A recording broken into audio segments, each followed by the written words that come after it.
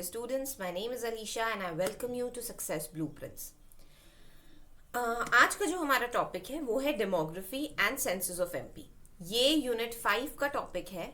Unit 5 में आपके दो पार्ट्स हैं, एक है पॉलिटी जो पार्ट ए है और एक है इकोनॉमिक्स जो पार्ट 2 है।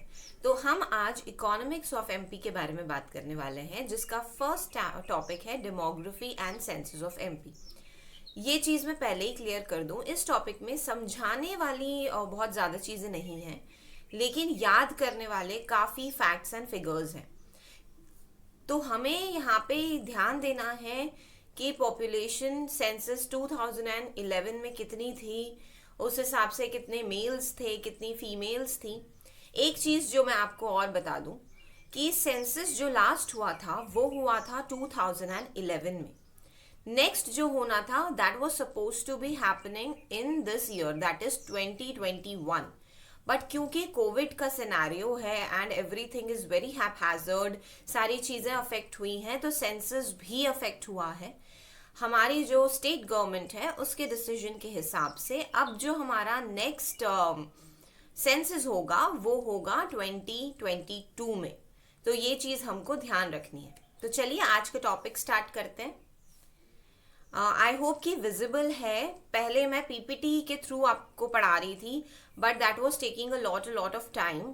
तो मैंने सोचा कि क्योंकि मैं ऑलरेडी अपने नोट्स बनाती ही हूँ तो why not I share that with you. तो आई होप कि आपको क्लैरिटी इसमें मिल जाएगी। ठीक है, ठीक है। तो जब मैं सेंसस की बात करती हूँ या डेमोग्राफी की बात करती हूँ तो सबसे पहले हमारा ये समझना इम्पोर्टेंट हो जाता है कि ये सेंसस क्या होता है। तो जब मैं बात करती हूँ सेंसस की, तो गवर्नमेंट हर 10 साल में जनगणना कराती है, उसी को हम सेंसस कहते हैं। इसमें हम क्या करते हैं, हम कितने लोग किस घर में हैं उसको रिकॉर्ड करते हैं सिस्टमैटिकली। तो वो जो इन्फॉर्मेशन है वो पूरी सिस्टमैटिकली आपकी बनती है और उसी हिसाब से एक स्पेसिफिक टाइम में बनती है। नाउ डेफिनेट टाइम में बनेगी है। ऐसा नहीं है कि कभी भी हमने सोचा चलो इस साल करा लेते हैं तो इस साल हो जाएगी जनगणना, नहीं। एवरी 10 ईयर्स ये चीज़ होती है, एवरी 10 ईयर्स। अब इसकी एक हिस्ट्री भी है। हिस्ट्री में हमें सिर्फ इतना याद रखना है कि ये जो सेंसस है ये कब हुआ था। ठीक है, तो फर्स्ट टाइम जो सेंसस हुआ था वो 1872 में हुआ था। किसने किया था? लॉर्ड मेयो ने किया था। ठीक है, लेकिन इन्होंने किया तो था बट उसमें उतना ज़्यादा इन्फॉर्मेशन या जो एक्चुअल इन्फॉर्मेशन चाहिए थी वो निकल के नहीं आई। फिर जो एक्चुअल सेंसस कहते हैं वो 1881 में हुआ था। किसके अंडर? लॉर्ड रिपन के अंडर।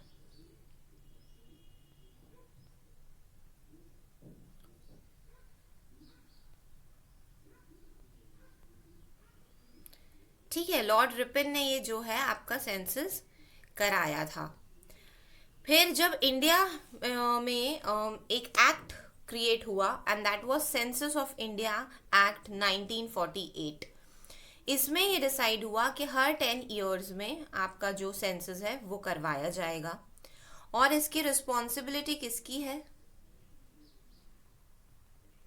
तो इसकी जो रिस्पॉन्सिबिलिटी है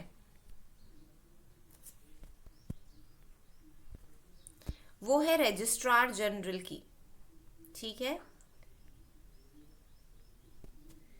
registrar general is responsible for all the task related to census.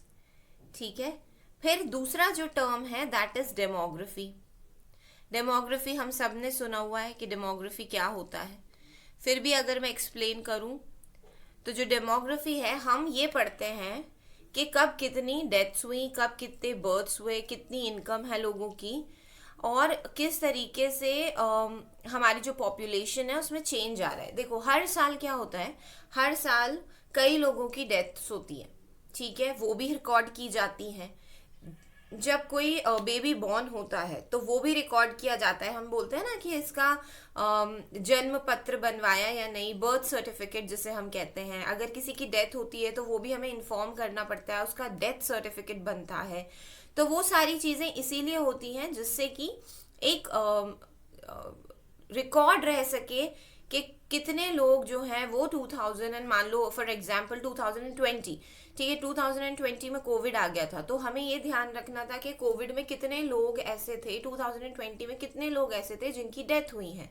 तो वो रिकॉर्ड कैसे बनेगा, जब डेथ सर्टिफिकेट इशू होगा, तो जिसका भी डेथ सर्टिफिकेट इशू होता है वो रिकॉर्ड में आ जाता है। Same is the case with the birth certificate also. तो ये चीजें इसीलिए बनवाई जाती हैं जिससे डेमोग्राफी पे आपकी एक नजर बनी रहे। ठीक है, अब जब मैं 2011 की बात करती हूँ, तो इसमें सेंसस हुआ था, ठीक है, जिसमें एक बहुत इंपॉर्टेंट चीज हुई, एक नया अमेंडमेंट जुड़ा। इसमें आपका फर्स्ट टाइम ट्रांसजेंडर्स को ऐड किया गया। ठीक है, इसमें काउंटिंग हुई जब, तो फर्स्ट टाइम ट्रांसजेंडर की भी काउंटिंग हुई है। तो ये एक बहुत ही इंपॉर्टेंट पॉइंट है with perspective to census of MP 2011। ठीक है, जो लास्ट था। अब ये जो लास्ट सेंसस था हमारा, ये 6th सेंसस था स्टेट के लिए। ठीक है, ये 6 सेंसस था। कब? एमपी जब फॉर्म हुआ 1956, उसके बाद जो सेंसस होना शुरू हुए हैं, तो 2011 वाला सेंसस 6th है। ठीक है, फिर 6th लार्जेस्ट स्टेट है एमपी। ठीक है, कहाँ पे? इंडिया में। इंडिया की 6th लार्जेस्ट स्टेट है एज पर सेंसस ऑफ 2011। हमें हमेशा ये याद रखना है कि जो भी हम बात कर रहे हैं वो 2011 में सेंसस जो हुआ है उसके बिहाफ पे या उसके बेसिस पे हम बात कर रहे हैं। फिर पॉपुलेशन ग्रोथ रेट जो है वो है आपका 20.3%। अब यहाँ पे आपको ये ध्यान रखना है कि जो आपका पॉपुलेशन ग्रोथ है वो होता है जब आपके यहाँ पॉपुलेशन या नंबर ऑफ पीपल में इंक्रीज होता है। ठीक है, जैसे जैसे ज्यादा बर्थ्स होंगी तो पॉपुलेशन ग्रोथ शो होगी। तो ग्रोथ रेट क्या होगा, एक साल में क्या चेंज पॉपुलेशन में आया है, क्या ज्यादा लोगों की डेथ हुई है। अगर ज्यादा लोगों की डेथ होगी तो पॉपुलेशन ग्रोथ जो है वो डिक्रीज होगी। अगर ज्यादा लोगों की बर्थ होगी तो आपका जो पॉपुलेशन ग्रोथ रेट है वो इंक्रीज होगा। ठीक है, तो हम एवरेज की बात करते हैं कि एनुअल जो एवरेज निकलता है चेंज ऑफ पॉपुलेशन में, जो भी रेट से चेंज होती है पॉपुलेशन हर साल, उसे कहते हैं पॉपुलेशन ग्रोथ रेट। एक बार फिर से मैं आपको समझा दूं, जब पॉपुलेशन ग्रो करती है या इंक्रीज होती है उसे कहते हैं पॉपुलेशन ग्रोथ। लेकिन जब हम पॉपुलेशन ग्रोथ रेट की बात करते हैं तो साल भर में जो एवरेज रेट से पॉपुलेशन में चेंज आया है उसे हम कहते हैं पॉपुलेशन ग्रोथ रेट। तो 20.3% से हमारा पॉपुलेशन ग्रोथ रेट जो है वो चेंज हुआ है। अब हमको ये याद रखना है कि क्योंकि हमारा सेंसस 2011 में हुआ था, तो मैंने आपको ऑलरेडी बताया है कि रजिस्ट्रार जनरल जो होता है इंडिया का, वो सारी टेक केयर करता है चीजों का जब सेंसस होता है। ठीक है, तो जब 2011 में सेंसस हुआ था तब इसका ध्यान कौन रख रहे थे वो देख लेते हैं, सीएम चंद्रमौली। ठीक है, तो आपको याद रखना है कि 2011 की जो रिस्पॉन्सिबिलिटी दी गई थी वो सीएम चंद्रमौली जी को दी गई थी। I hope I am clear.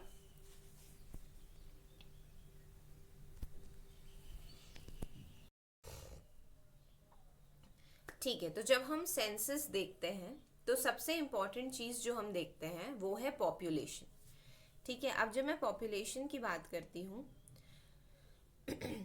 तो 2011 में जो सेंसस हुआ था उसके अकॉर्डिंग जो आपकी टोटल पॉपुलेशन है दैट इज 7,26,26,809।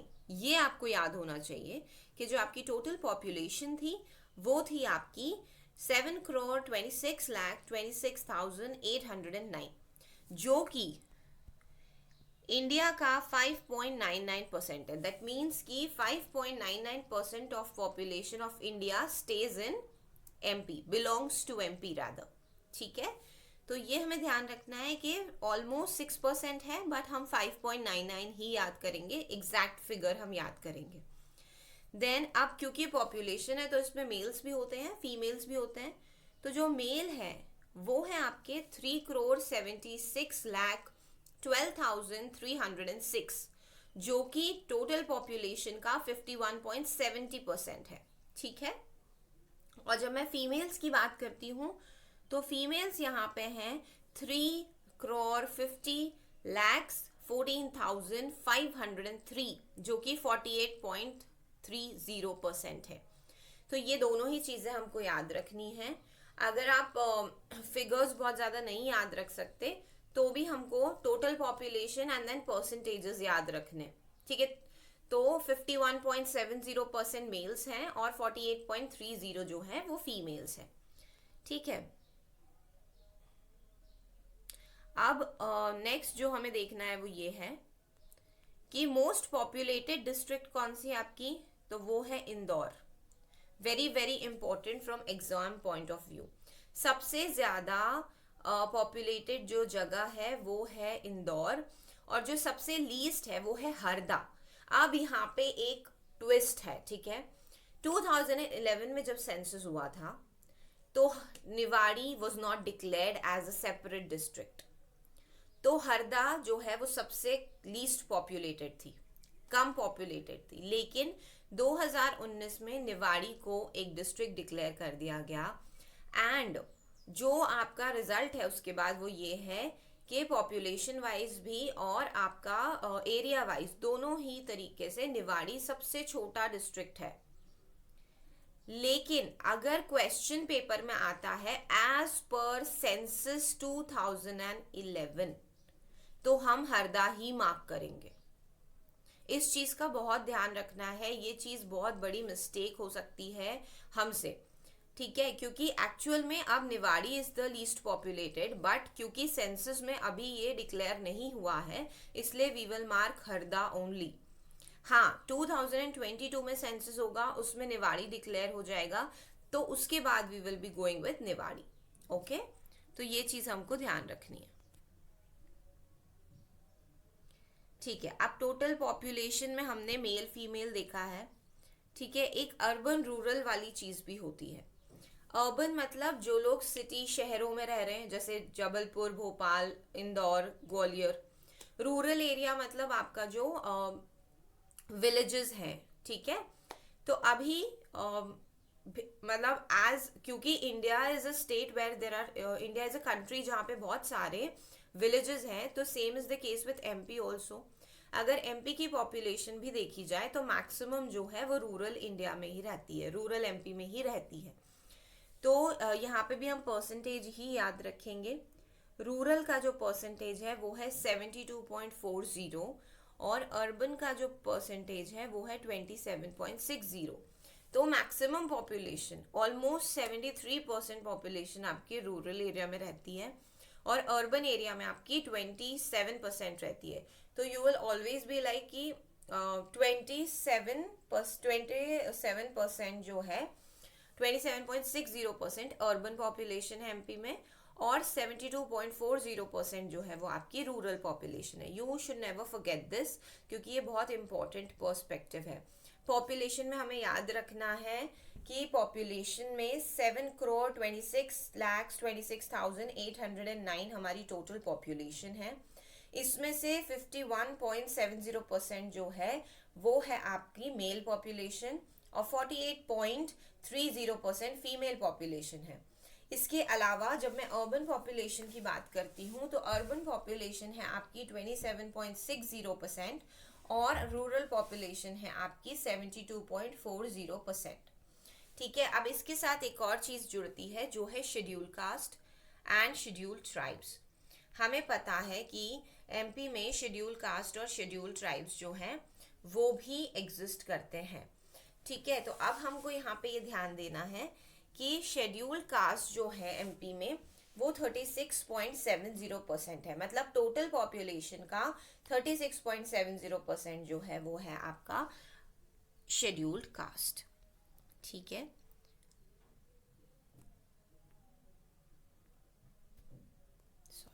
एक सेकेंड। ठीक है, तो 36.70 आपका शेड्यूल कास्ट है। अब शेड्यूल कास्ट में भी दो चीज़ें आती हैं, एक है शेड्यूल कास्ट, एक है शेड्यूल ट्राइब्स। तो शेड्यूल ट्राइब्स हमारे यहाँ ज़्यादा हैं, दैट इज़ 21.10%, और शेड्यूल कास्ट हमारे यहाँ 15.60% है। हो सकता है आपको फिगर्स बहुत जल्दी याद ना हो, बट आप जैसे जैसे रिवाइज करते जाओगे तो फिगर्स याद हो जाएंगे। परसेंटेज तो आपको याद होना ही चाहिए, ठीक है। तो SC/ST की जब हम बात करते हैं, जो SCs हैं वो 15.60% है, और जो ST है वो 21.10% है। टोटल कितने हैं? 36.70% हमारे यहाँ जो पॉपुलेशन का 36.70% है वो शेड्यूल कास्ट है। अब MP की एक बहुत स्पेशलिटी है कि ST पॉपुलेशन यानी शेड्यूल ट्राइब पॉपुलेशन में MP पूरे इंडिया में फर्स्ट स्टैंड करता है, तो this is a very important fact that you should remember. Similarly जब हम बात करते हैं शेड्यूल्ड कास्ट की, तो शेड्यूल कास्ट में ये 8th पोजीशन पे आता है, ठीक है। तो 8th पोजीशन पे हमको ध्यान रखना है। MP ST पॉपुलेशन में फर्स्ट है, SC पॉपुलेशन में 8th है, तो दोनों ही चीज़ें इंपॉर्टेंट है एग्जाम पर्सपेक्टिव से। अब क्योंकि हम पॉपुलेशन के बारे में ऑलमोस्ट पढ़ चुके हैं, तो हमें ये ध्यान रखना है कि सिर्फ 4 ऐसी स्टेट्स हैं जो एक्सीड करती हैं पॉपुलेशन के टर्म्स में MP से। पहला है आपका यूपी के बाद है आपका महाराष्ट्र के बाद है बिहार के बाद है वेस्ट बंगाल। तो ये 4 ऐसी स्टेट्स हैं जो पॉपुलेशन वाइज MP से ज़्यादा आगे हैं, MP से ज़्यादा इनकी पॉपुलेशन है, यूपी, महाराष्ट्र, बिहार एंड वेस्ट बंगाल, ठीक है। तो ये 4 स्टेट्स हमें याद रखनी है, बहुत सिंपल है इनको याद रखना, ठीक है। यूपी, महाराष्ट्र जो है वो हमारी बॉर्डर्स को टच करती हैं, तो हम बहुत अच्छे से याद कर सकते हैं। यूपी के साथ ही बिहार और वेस्ट बंगाल भी आसपास ही हैं, तो हम इन चीज़ों को याद करके अपने माइंड में रखेंगे, क्योंकि हमें इन चीज़ों को कोई एक्सप्लेनेशन नहीं देना है, this is just the facts and हमको ये याद करना पड़ेगा, ठीक है। तो ये हो गया है आपका पॉपुलेशन के बाद जो नेक्स्ट चीज़ आती है वो है सेक्स रेशो, ठीक है। अब सेक्स रेशो क्या होता है? सेक्स रेशो का बेसिक मतलब होता है कि हर 1000 मेल्स के ऊपर कितनी नंबर ऑफ फीमेल्स उस पर्टिकुलर जगह पे है, ठीक है। 1000 मेल्स के कंपैरिजन में सेक्स रेशो निकलता है। तो जब मैं MP की बात करती हूँ तो MP में 931 है, ठीक है। 931 बहुत इंपॉर्टेंट है, याद रखना। 931 MP में है, और इंडिया की जब मैं बात करती हूँ तो 943 होते हैं, ठीक है। मतलब इंडिया में हर 1000 मेल पे 943 फीमेल्स होती हैं, लेकिन MP में ऑल्दो एवरेज रेशो ये निकलता है इसलिए 931 है, लेकिन कुछ ऐसी डिस्ट्रिक्ट्स भी हैं जो 1000 को भी एक्सीड करती हैं, जहाँ पे 1000 मेल्स हैं लेकिन 1000 से ज़्यादा फीमेल्स हैं वहाँ पे। तो पहली जो डिस्ट्रिक्ट है सबसे ज़्यादा हाईएस्ट सेक्स रेशो वाली वो है बालाघाट में 1021, मतलब 1021 लड़कियां हैं एंड 1000 बॉयज है ऑब्वियसली। सिमिलरली जो लीस्ट डिस्ट्रिक्ट है वो है भिंड में सबसे कम रेशो है सेक्स रेशो, जो है 837, ठीक है। अगर मैं 18th पोजीशन जो MP को मिलती है इंडिया में उसकी बात करूं, तो सेक्स रेशो के हिसाब से भी इंडिया में हर एक स्टेट की एक रैंकिंग बनती है, तो MP को उसमें 18th पोजीशन मिली है, ठीक है। फिर मैंने ऑलरेडी बताया कि कुछ ऐसी डिस्ट्रिक्ट्स हैं यहाँ पे जिसको 1000 से ऊपर जिनका सेक्स रेशो है। तो पहली तो as usual as I said कि बालाघाट है, ठीक है। तो Balaghat is the highest sex ratio वाली स्टेट। फिर है अलीराजपुर जिसमें 1011 लड़कियां हैं, या 1011 रेशो है। मंडला है जिसमें 1006 सेक्स रेशो है, एंड देन डिंडोरी है जिसमें 1002 है। तो ये 4 ऐसी डिस्ट्रिक्ट्स हैं जिसमें जो रेशियो निकल के आता है वो रेशियो जो है वो 1000 से ऊपर है। तो ये भी हमको याद रखना है। हाईएस्ट इज ऑब्वियसली बालाघाट, लेकिन अलीराजपुर, मंडला और डिंडोरी तीनों 1000 से ऊपर है। अब 3 चीजें जो यहाँ पे याद रखनी है, नहीं एक्चुअली 4। पहला तो sex ratio is 931, highest Balaghat है, लोएस्ट भिंड है, 18th पोजीशन है इंडिया में, और ये 4 डिस्ट्रिक्ट जो हैं वो आपकी 1000 से ऊपर का सेक्स रेशियो रखते हैं। मैंने बहुत सारी बुक्स में बहुत सारी चीज़ें दी हुई हैं सेक्स रेशियो से रिलेटेड, पॉपुलेशन से रिलेटेड, पर मैंने जो ये चीज़ें इकट्ठा करके जो कंपाइल की हैं वो सारी चीज़ें वही हैं जो एग्जाम पॉइंट ऑफ व्यू से इम्पॉर्टेंट है। तो आप प्लीज़ जो मैं बता रही हूँ उन चीज़ों को अच्छे से याद कर लें, ठीक है। देन नेक्स्ट है पॉपुलेशन ग्रोथ रेट। हम ऑलरेडी डिस्कस कर चुके हैं पॉपुलेशन ग्रोथ रेट क्या है। जो एवरेज एनुअल पॉपुलेशन का चेंज आता है उसे हम कहते हैं पॉपुलेशन ग्रोथ रेट। तो 2011 के सेंसस के हिसाब से 20.3% जो है वो आपका ग्रोथ रेट है, जो कि डिक्लाइन हुआ है, ठीक है। 2001 में जो सेंसस हुआ था उसमें 24.26 था। तो आप देख सकते हो कि किस तरीके से जो ग्रोथ रेट है वो डिक्लाइन हुआ है। नेशनल एवरेज की अगर हम बात करें तो 17.7% जो है वो नेशनल एवरेज है। और 2011 में जो ग्रोथ रेट था वो 1.90 था, और 2001 में जो था वो 2.2 था। दैट मीन्स कि डिक्लाइन हमें देखने को मिल रहा है कि पहले 2.2 के रेट से हर ईयर जो है वो ग्रोथ दिख रही थी, और अब जो हमें इस साल, इस डेकेड में जो ग्रोथ दिखी इन 10 सालों में, मतलब 2001 से लेके 2011 तक जो हमें दिखा है, उस हिसाब से 1.90 के हिसाब से जो ग्रोथ रेट है वो बढ़ा है। तो आप देख सकते हैं कि किस तरीके से जो है डिक्लाइन आया है। आई होप कि ये क्लियर है। हमें सिर्फ याद रखना है कि 2011 में 2.3% से ग्रोथ रेट होता है, ठीक है। और नेशनल भी याद रखना है कि 17.7% है population growth rate. Then rural और अर्बन हमने अभी पढ़ा था, तो हम वही देखेंगे कि रूरल और अर्बन जो है उस हिसाब से भी ग्रोथ रेट हो रहा है,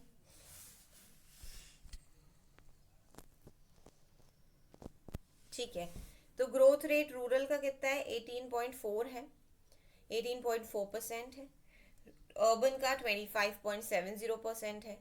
हाईएस्ट ग्रोथ रेट किसका हुआ है, इंदौर में देखने को मिलता है। लोएस्ट जो है आपका वो अनूपपुर में देखने को मिलता है।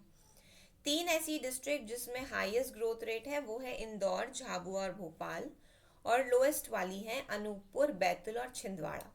ये सारी चीज़ें हमको बाय हार्ट याद करनी है। रूरल का जो हमारा टोटल ग्रोथ रेट है, पॉपुलेशन ग्रोथ रेट है, वो है 20.3%। रूरल का 18.4% है। अर्बन का 25.70% है। हाईएस्ट ग्रोथ रेट इंदौर में देखने को मिला है जो 32.7 है। लोएस्ट अनूपपुर में देखने को मिला है। और 3 डिस्ट्रिक्ट जो हमें याद करनी है, इंदौर, झाबुआ और भोपाल में हाईएस्ट ग्रोथ रेट है। अनूपपुर, बैतूल और छिंदवाड़ा में लोएस्ट ग्रोथ रेट है।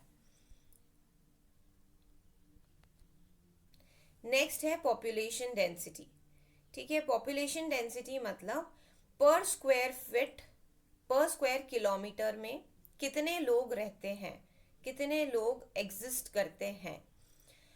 तो जब मैं एमपी की पॉपुलेशन डेंसिटी की बात करती हूँ तो एक मतलब पर स्क्वायर किलोमीटर में 236 लोग जो हैं वो रहते हैं, ठीक है। तो ये हमें कंफ्यूज नहीं होना है। पॉपुलेशन डेंसिटी मतलब अगर मैं 1 स्क्वायर किलोमीटर की लोगों वहाँ पे कितने लोग रहते हैं उसका निकालूंगी डिटेल, तो 236 लोग मुझे एमपी में देखने को मिलेंगे। ये एक एवरेज होता है, नॉट एग्जैक्टली बट एवरेज, क्योंकि हर एक जगह पे लोगों की डेंसिटीज जो है वो अलग होती हैं, हर डिस्ट्रिक्ट की डेंसिटी अलग होती है। लेकिन अगर मैं एवरेज की बात करूं एमपी के तो वो 236 है, ये हमें याद करना है। इंडिया का जो रहता है वो 382 रहता है, ठीक है, 382। तो एमपी का 236 है और 382 आपके इंडिया का है। अब कहाँ पे सबसे ज़्यादा लोग देखने को मिलते हैं? प्लेन एरियाज में एमपी में लोग ज़्यादा रहते हैं हिली एरियाज के कंपैरिजन में। नॉर्थ वेस्ट एमपी में बहुत ज़्यादा लोगों को देखने को मिलता है, यानी डेंस है north west MP. South west MP थोड़ा सा कम डेंस है। सबसे ज़्यादा पॉपुलेशन डेंसिटी कहाँ पे है? हमारा जो कैपिटल है एमपी का वहाँ, विच इज़ भोपाल। 855 जो है वो पर स्क्वायर किलोमीटर आपको लोग मिलते हैं वहाँ पे, जो डेंसिटी है। तो सबसे ज़्यादा डेंस भोपाल है। और जिसमें सबसे कम डेंसिटी है वो है डिंडोरी। डिंडोरी में आप देखेंगे कि सिर्फ 94 पीपल हैं जो उस जगह पे रहते हैं पर स्क्वायर किलोमीटर में। तो ये दोनों ही चीज़ें हमको याद रखनी है। ठीक है, सबसे पहले क्या याद रखोगे कि total density is 236। Plain areas और नॉर्थ वेस्ट एमपी में ज़्यादा डेंसिटी आपको देखने को मिलती है। हाईएस्ट डेंसिटी भोपाल में है, लोएस्ट डिंडोरी में है।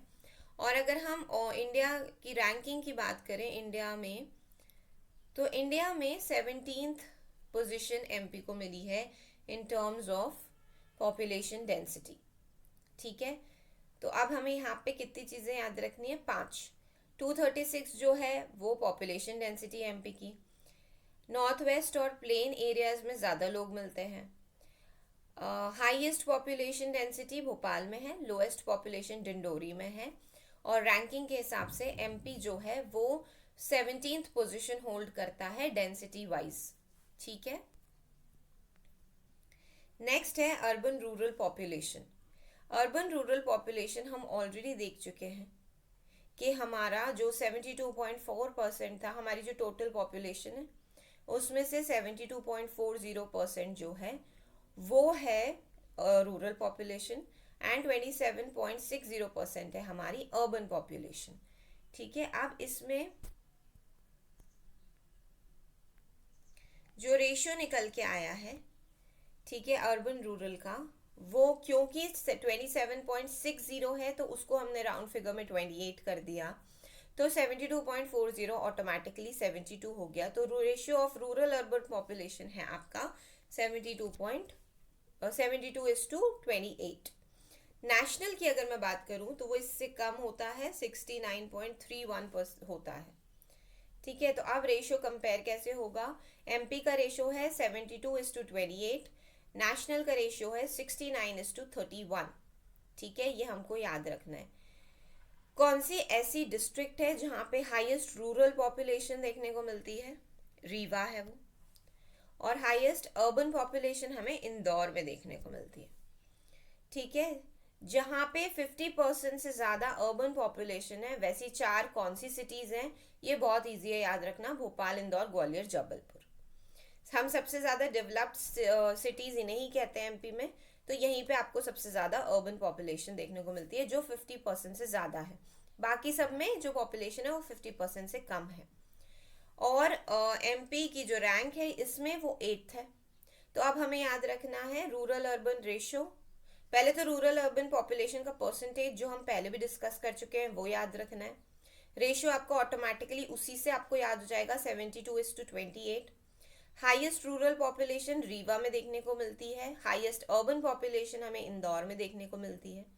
4 ऐसे डिस्ट्रिक्ट्स हैं जो 50% अर्बन पॉपुलेशन से ज़्यादा हैं, वो है आपका भोपाल, इंदौर, जबलपुर और ग्वालियर। और एमपी की जो अर्बन पॉपुलेशन में आपकी रैंक है वो है 8th।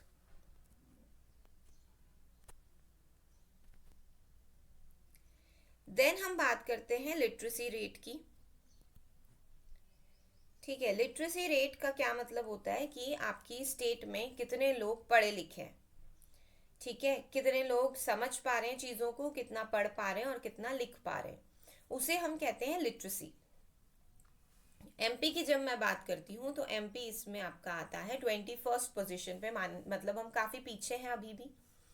ठीक है, सेंसस 2011 के हिसाब से जो हमारा रेट ऑफ लिटरेसी है वो है 69.3%। ठीक है, काफ़ी कम है अभी भी। ठीक है, तो रेट ऑफ लिटरेसी ध्यान रखना है 69.3% है। नेशनल की अगर मैं बात करती हूँ तो नेशनल में आपका जो परसेंट है वो 73 है। तो 69.3 in MP and 73 in India. Then MP की रैंक की अगर मैं बात करूं इंडिया के पर्सपेक्टिव से लिटरेसी में, सॉरी ये 28 नहीं है, 21 है, ठीक है 21 है। देन टोटल लिटरेट पॉपुलेशन जो है वो आपकी 42.85 मिलियन है, ठीक है। अब मेल और फीमेल का भी मैंने आपको यहाँ पे दिया हुआ है, जो 25.17 मिलियन है और 17.67 मिलियन फीमेल्स है, ठीक है। तो अब हमको ये याद रखना है कि लिटरेसी रेट मेल्स का कितना है, 78.7 है, जो नेशनल में 80.9 है, और फीमेल का 59.2 है, जो नेशनल में 64.6 है। तो अगर आपको ये मिलियंस में याद ना हो तो आप परसेंटेज याद कर लेना। लिटरेट पॉपुलेशन से ज़्यादा रेट आने के चांसेस होते हैं, तो 78.7 जो है वो होगा आपका मेल्स, 59.2 जो है वो होगा फीमेल। हाईएस्ट लिटरेट डिस्ट्रिक्ट यानी सबसे ज़्यादा पढ़े लिखे लिटरेट लोग कहाँ पे हमें देखने को मिलते हैं, जबलपुर में। और सबसे लीस्ट लिटरेसी रेट जो है या लिटरेट डिस्ट्रिक्ट जो है वो है अलीराजपुर। तो यहाँ पे भी हमको तीन चीज़ें ध्यान रखना है। रेट ऑफ लिटरेसी 69.3 है, टोटल लिटरेट पॉपुलेशन 42.85 मिलियन है, मेल्स का रेट 78.7 है और फीमेल्स का 59.2 है। Least literate district Alirajpur and highest literate district Jabalpur, ठीक है। इन एमपी की रैंक जो है वो 21st है। लास्ट है हमारा work population rate. Work population rate का मतलब होता है कि कितने लोग वर्किंग हैं, कितने लोग एंगेज्ड हैं काम में, ऑक्यूपेशन है जिनके पास, एम्प्लॉयमेंट है, चाहे वो खुद का ऑक्यूपेशन कर रहे हो, बिजनेस कर रहे हो, या लेबरर्स हो, या एग्रीकल्चर में इन्वॉल्व हो, कोई भी चीज़ अगर वो कर रहे हैं जिसमें वो वर्क कर रहे हैं तो उसे हम कहते हैं वर्क पार्टिसिपेशन रेट। अब वर्कर्स की अगर मैं बात करूं, क्योंकि हम रूरल इंडिया में मैक्सिमम पॉपुलेशन रहती है, तो वहाँ पे जो आपके लेबर्स होते हैं वो बहुत ज़्यादा होते हैं। तो दो टाइप के लेबर्स होते हैं, एक है मेन लेबर्स। मेन लेबर्स वो होते हैं जिन्हें कम से कम साल भर के 6 महीनों में काम मिलता है। मतलब अगर 12 महीने हैं हमारे, तो 12 में से 6 महीने वो काम कर रहे होते हैं। सेकंड होते हैं मार्जिनल वर्कर्स। मार्जिनल वर्कर्स जो होते हैं वो 3 से 6 महीने काम पे रहते हैं। कभी कभी 6, किसी साल 6 मिल जाता है, किसी में 3 ही मिलता है। तो वो हमको, ये सिर्फ एक डेफिनेशन है जो याद रखनी है, कंफ्यूज नहीं होना है। मेन वर्कर्स 6 महीने पूरे एम्प्लॉयड रहते हैं, एटलीस्ट, ज़्यादा भी हो सकता है मेन वर्कर्स को 8 महीने मिल जाए काम, या 10 महीने मिल जाए, या साल भर ही मिल जाए।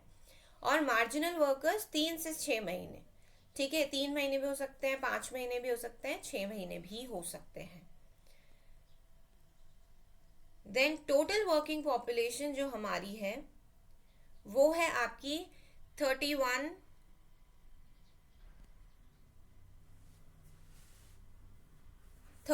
crore 5,74,133, जो अगर मैं बात करूं परसेंटेज में तो 43% है टोटल पॉपुलेशन का, ठीक है। तो मतलब अगर मैं बात करती हूँ आपके 100% पॉपुलेशन की, तो उसमें से सिर्फ 43.50% ही वर्किंग है।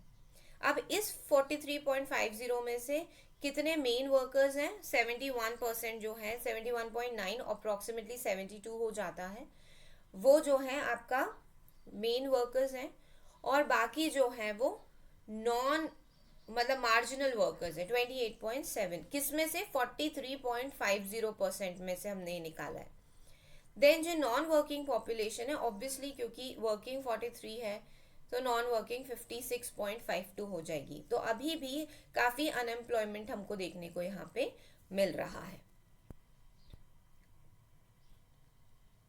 देन लास्ट जो है हमारा, वो ये याद रखना है कि कौन कौन से रिलीजन से लोग यहाँ पे हैं एज पर सेंसस 2011। तो हमें देखने को मिलता है कि यहाँ पे हिंदूज हैं जो मैक्सिमम परसेंटेज में है 90.88। देन मुस्लिम्स हैं सेकंड जो है 6.57। देन जैन है 0.77%, बुद्ध लोग हैं 0.30%, क्रिश्चियंस हैं 0.29%, सिख्स जो हैं वो है 0.20%, एंड देन 0.29% कुछ और कास्ट भी हैं, कुछ और रिलीजन्स भी हैं। तो ये ऑन द बेसिस ऑफ 2011 के सेंसस पे है। ठीक है, हमको ये याद करना है। तो ये टॉपिक जो है हमारा वो यहीं ख़त्म होता है। थोड़ा सा फैक्ट बेस्ड है, आपको लर्न ज़्यादा करना है। आई होप कि आपको समझ आया होगा। मैंने थोड़ी सी टेक्निक भी चेंज की है पढ़ाने की। इंस्टेड ऑफ पीपीटीज मैंने नोट्स ट्राई किया है। तो प्लीज़ मुझे कमेंट सेक्शन में ये ज़रूर बताइएगा कि ये फिजिबल है या नहीं, और आपको इससे समझ में आ रहा है या नहीं, जिससे हम आगे भी इस चीज़ को फॉलो करके वीडियोस बना पाऊँ मैं, और जल्दी जल्दी हम सिलेबस को भी कवर कर पाए। जो भी डाउट्स आज के वीडियो में हो प्लीज़ कमेंट सेक्शन में ज़रूर लिखिएगा, जिससे मैं उनको भी सॉल्व कर सकूं। काफ़ी मैसेजेस मेरे पास आ रहे थे कि वीडियोस और बनाना चाहिए आपको, तो आप उससे रेगुलर आने की कोशिश रहेगी। एंड प्लीज़ कमेंट सेक्शन में ज़रूर बताइएगा कि ये मेथड ठीक है या नहीं। ठीक है, तो will see you in the next video tomorrow. Till then bye bye and prepare well. Thank you so much.